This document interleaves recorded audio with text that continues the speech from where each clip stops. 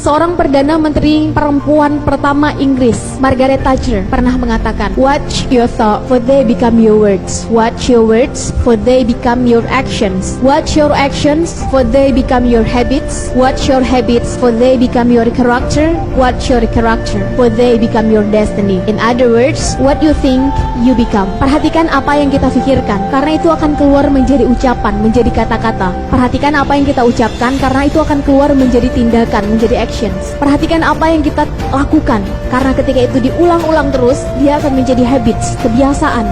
Perhatikan kebiasaan kita mulai dari mata terbuka sampai tertutup lagi, karena dia akan menjadi karakter. Perhatikan karakter kita, karena demikianlah takdir kita. Dengan kata lain, apa yang kita pikirkan, demikian takdir kita. Urusan kun fayakun adalah urusan yang maha kuasa. Urusan kita adalah berikhtiar semaksimal mungkin.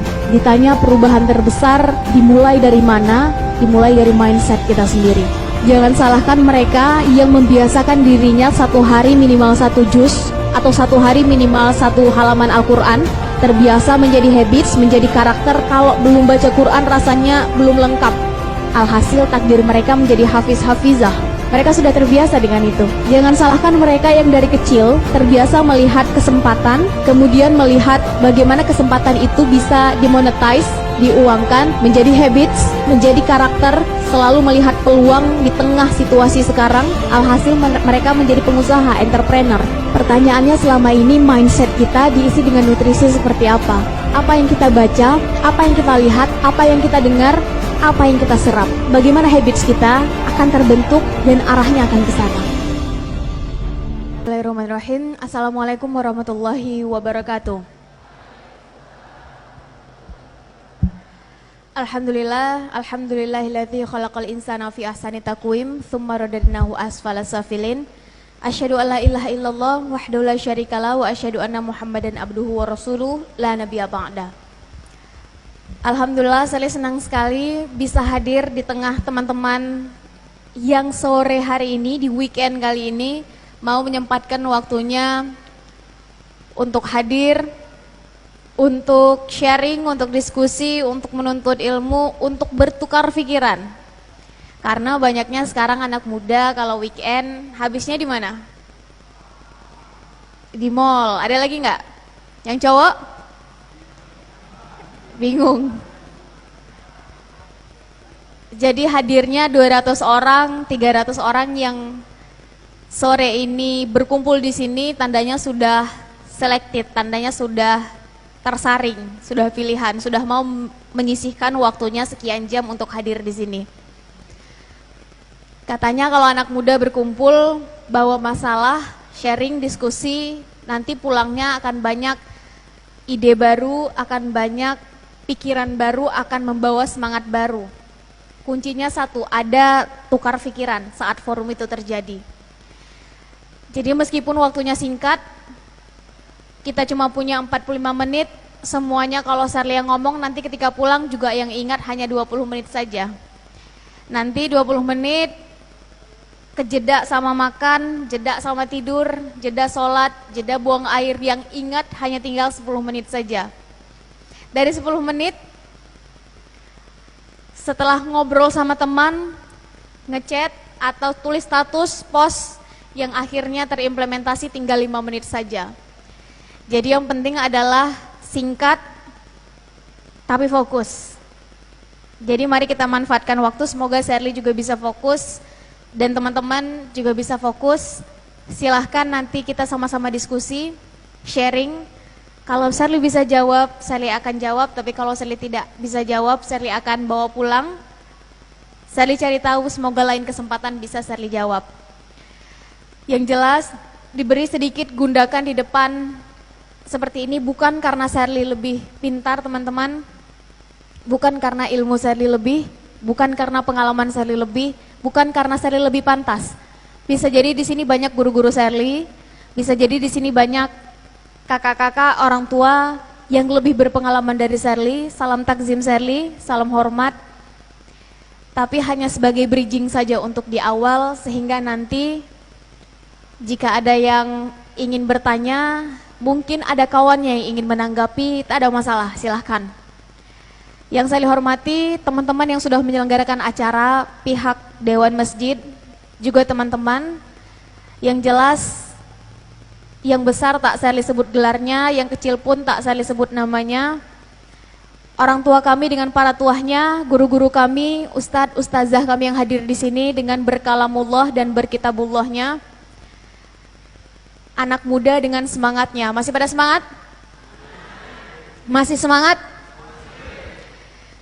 Baik. Hari ini kali pertama Sherly dikasih tema baper.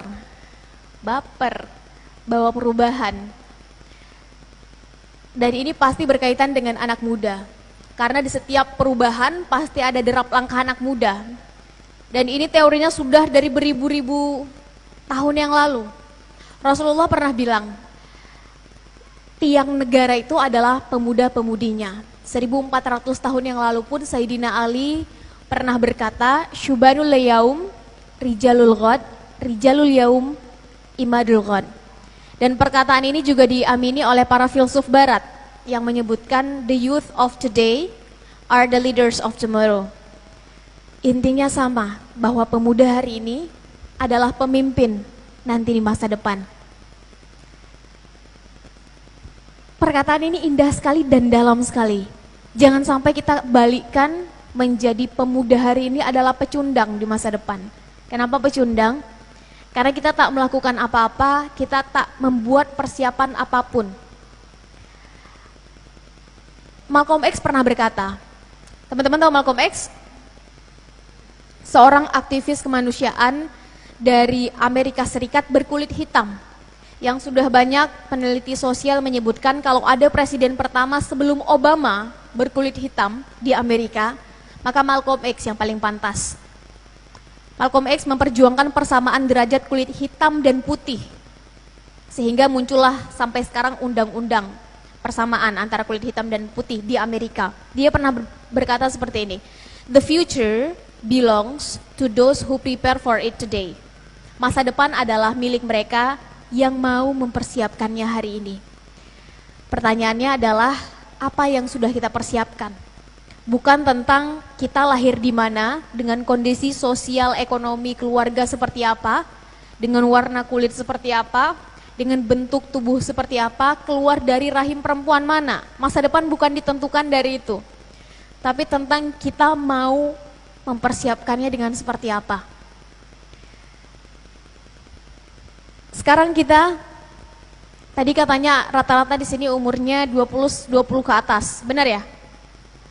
Ada yang di bawah 20? Oh ada juga, waduh. Intinya adalah siapapun kita sekarang, berapapun umur kita, langsung bikin perencanaannya. 25 tahun lagi ingin jadi apa, ingin mengambil kontribusi apa untuk diri, lingkungan, luaskan lagi, lingkungan yang lebih besar, bahkan kalau bisa bangsa, negara, dan agama. Mungkin kita berbeda, ada yang senang dunia pendidikan, silahkan mulai. Senang dunia kesehatan, silahkan mulai. Senang dunia teknologi, mulai. Senang dunia apa lagi? Sejarah, ambil bagiannya. Bahasa, budaya, silahkan ambil. Ekonomi, politik, silahkan. Tapi sekarang adalah zamannya anak muda. Bikin perencanaannya, 5 tahun pertama apa yang akan dilakukan, 5 tahun kedua apa, 5 tahun ketiga apa, breakdown, 5 tahun kepanjangan kak, breakdown lagi, dalam 5 tahun, 1 tahun pertama saya akan selesai dengan ego saya sendiri, 2 tahun kedua saya akan menemukan setidaknya 3 mentor, dalam tahun ketiga setidaknya sudah mulai karya saya dalam dunia pendidikan misalnya, tahun keempat saya sudah mulai tentukan apa targetnya. Sehingga tahun-tahun berikutnya kita tahu bahwa kita on the track. Sehingga hanya ada 4 kualitas manusia teman-teman. Pertama adalah mereka yang pesimis. Tanyakan satu pertanyaan pada manusia jenis ini, jawabannya selalu dimulai dengan kata, ah. Buat teman-teman yang masih kuliah, ingin lulus kuliah berapa tahun? Ah, itu nanti sajalah dipikir. Yang penting sekarang saya kuliah dulu, senang-senang dulu. Masalah nanti lulus berapa tahun itu urusan belakangan. Mau mulai punya usaha sendiri, umur berapa? Ah,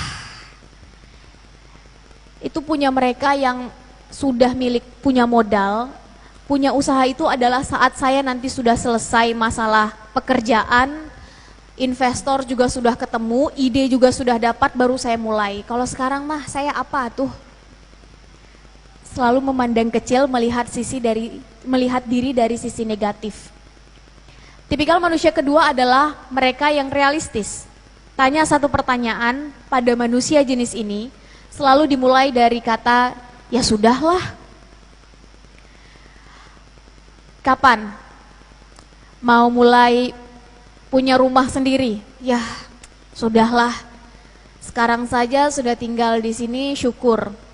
Sekarang tinggal dengan orang tua, harusnya saya sudah bersyukur. Kos-kosan sudah bersyukur. Ya sudahlah, nanti kalau sudah bekerja, gaji sudah sekian digit, baru saya mulai berpikir tentang punya rumah sendiri. Buat yang laki-laki, kapan mau mulai meminang anak orang misalnya? Ya sudahlah, kapan nanti dapat lampu hijau saja, kapan dapat restu saja, nanti baru saya mulai maju. Selalu ditentukan oleh lingkungannya. Tipikal manusia realistis nyaris akan berhenti dengan 3 kata. Apa kata orang? Dia dibentuk oleh lingkungan, bukan dia yang membentuk lingkungannya. Dia dibentuk dari apa kata orang terhadapnya, bukan dia yang akan membentuk orang akan berkata apa. Dia akan selalu termakan pada narasi orang, bukan dia yang membuatkan narasi untuk orang. Tipikal manusia yang ketiga adalah mereka yang optimis, naik 1 tingkat. Tanyakan satu pertanyaan pada manusia jenis ini, jawabannya selalu dilihat dari sudut pandang positif. Bagaimana nanti melihat Indonesia tahun 2045? Sekarang tahun 2019 saya melihat Indonesia dalam kondisi A, B, C, tapi 2045 nanti saya ingin melihat Indonesia sebut X, Y, Z. Dan saya akan mengambil kontribusi di bidang MNO. Dia selalu melihat dari sudut pandang positif. 15 tahun lagi, melihat diri sendiri akan seperti apa? Sekarang saya memang adalah seorang mahasiswa di kampus ini, jurusan ini, semester ini. Tapi 5-10 tahun yang akan datang, saya sudah punya usaha di bidang logistik misalnya, dengan revenue tahunan minimal 5 miliar lah. Kok nggak ada yang amin? Takut banget bercita tinggi. Nanti 5 tahun lagi sudah punya karya dalam bidang apa? Sekarang memang yang saya lakukan adalah ini bersama teman-teman. Tapi 5 tahun dari sekarang, karena saya suka dalam bidang pendidikan, minimal saya sudah punya yayasan. Minimal sudah ada 100 anak yang kita bantu untuk sekolah. Setidaknya ada 2.000 teman-teman yang tidak bisa membaca, menjadi bisa membaca di lingkungan Jabodetabek. Bukan tentang siapa dia sekarang, tapi siapa dia nanti. Ada 1.000 orang yang mengatakan that's impossible, tidak mungkin. Dia adalah orang ke 1.001 yang akan mengatakan that's possible, itu mungkin. Dan saya yang akan membuat itu menjadi mungkin. Orang lain bilang itu mustahil, dia duluan yang akan memvisualisasikan cita-citanya dalam pikirannya. Tipikal manusia yang keempat naik lagi 1 tingkat, mereka yang progresif. Teman-teman, kadang-kadang kita hidup terbentur dengan yang namanya aturan, betul nggak? Buat mahasiswa ada yang namanya aturan kampus. Buat yang sudah bekerja di sini ada yang namanya aturan perusahaan. Nanti kalau sudah selesai, mungkin punya usaha sendiri, sebagai warga negara pun ada namanya aturan negara. Bahkan sebagai makhluk ilahi, ada yang namanya aturan agama. Kita hidup dengan aturan. Maka hanya mereka yang progresif yang selalu menemukan celah dan cara. Dengan kreatif, inovatif, tapi tetap solutif untuk terus membawa perubahan. Dia tak peduli dimanapun dia berada, situasinya seperti apa, dia selalu muncul dengan pembaharuan dan ide-ide segarnya. Dan manusia seperti ini yang nantinya akan membawa perubahan untuk orang-orang di sekitarnya. Zaman bergerak, waktu berganti, teknologi hadir. Kita mampu atau tidak beradaptasi, maka ini yang akan menentukan langkah kita selanjutnya. Franklin pernah bilang, teman-teman, When people stop changing, they are dying. Ketika manusia berhenti berubah, tentu berubah ke arah yang lebih baik, maka mereka akan mati. Pertanyaannya adalah apa yang membuat teman-teman hari ini di sini berbeda dengan teman-teman 5 tahun yang lalu? Apa yang membuat teman-teman 5 tahun yang akan datang berbeda, berubah dari teman-teman yang sekarang? Bikin targetnya. Yang jelas, kalau pertanyaannya adalah dari mana ini semua harus dimulai, maka saya ingin sharing satu quotation yang Sally senang sekali dengan quotation ini. Mengubah pola pikir Sally sejak SMP membaca quotation ini, langsung teringat, langsung terngiang-ngiang, sehingga setiap bertemu dengan siapapun, Sally senang sekali menggunakan quotation ini untuk mengajak melihat dari perspektif lain. Seorang Perdana Menteri perempuan pertama Inggris, ada yang ingat? Margaret Thatcher pernah mengatakan, "Watch your thought, for they become your words. Watch your words, for they become your actions. Watch your actions, for they become your habits. Watch your habits, for they become your character. Watch your character, for they become your destiny." In other words, what you think, you become. Perhatikan apa yang kita pikirkan, karena itu akan keluar menjadi ucapan, menjadi kata-kata. Perhatikan apa yang kita ucapkan, karena itu akan keluar menjadi tindakan, menjadi actions. Perhatikan apa yang kita lakukan, karena ketika itu diulang-ulang terus, dia akan menjadi habits, kebiasaan. Perhatikan kebiasaan kita mulai dari mata terbuka sampai tertutup lagi, karena dia akan menjadi karakter. Perhatikan karakter kita, karena demikianlah takdir kita. Dengan kata lain, apa yang kita pikirkan, demikian takdir kita. Urusan kun fayakun adalah urusan yang maha kuasa. Urusan kita adalah berusaha, berikhtiar semaksimal mungkin. Ditanya perubahan terbesar dimulai dari mana? Dimulai dari mindset kita sendiri. Jangan salahkan mereka yang membiasakan dirinya satu hari minimal 1 juz atau satu hari minimal 1 halaman Al-Quran, terbiasa menjadi habits, menjadi karakter. Kalau belum baca Quran rasanya belum lengkap. Alhasil takdir mereka menjadi hafiz-hafizah. Mereka sudah terbiasa dengan itu. Jangan salahkan mereka yang dari kecil terbiasa melihat kesempatan, kemudian melihat bagaimana kesempatan itu bisa dimonetize, diuangkan, terbiasa membaca majalah Forbes misalnya, menjadi habits, menjadi karakter, selalu melihat peluang di tengah situasi sekarang, alhasil mereka menjadi pengusaha, entrepreneur. Jangan salahkan mereka yang terbiasa bacaannya dari dulu Tempo, satu hari minimal 10 koran dibaca, mengikuti current issue sekarang apa, terbiasa mengikuti, berdebat, jadi karakter, mereka menjadi politikus. Bagaimana habits kita akan terbentuk dan arahnya akan ke sana. Pertanyaannya selama ini mindset kita diisi dengan nutrisi seperti apa? Apa yang kita baca, apa yang kita lihat, apa yang kita